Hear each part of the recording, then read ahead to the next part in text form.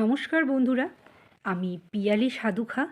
আমার চ্যানেলে তোমাদের সকলকে স্বাগত।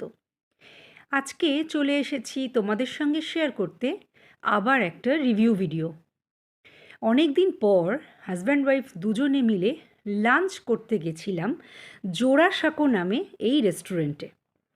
রাসবিহারী থেকে গড়িয়াহাটের দিকে যেতে ট্রায়াঙ্গুলার পার্ক ক্রসিংয়ে এই রেস্টুরেন্ট। আজ প্রথমবার গেলাম।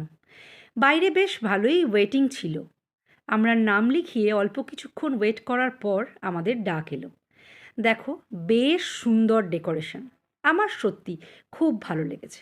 লিফটের ওখানে লোক ছিলই, যে অ্যারেঞ্জ করে দিচ্ছিল, লিফট রেডি করে দিচ্ছিল। ওপরে গেলাম, ফার্স্ট ফ্লোরেই আমাদের পেয়ে গেছিলাম দুজনের সিট।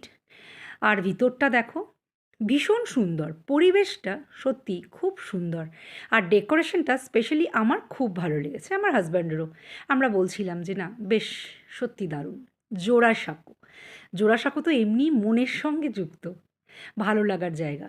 আর রেস্টুরেন্টে গিয়ে বেশ ভালো লাগলো। তো আমরা বাফে নিয়েছিলাম, 530 টাকা করে ছিল বাফে।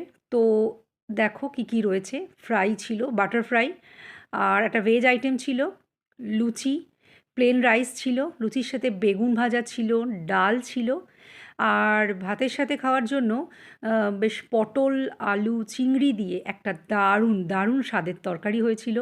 এটা মাটন ছিল। মাটনটা টেস্টি তো খুবই ছিল, কিন্তু একটু দেখতে একটু ঘাটা ঘাটা মতো লাগছিল। আর চিকেন ছিল, এদিকে চাটনি, পাঁপড় আর পায়েস।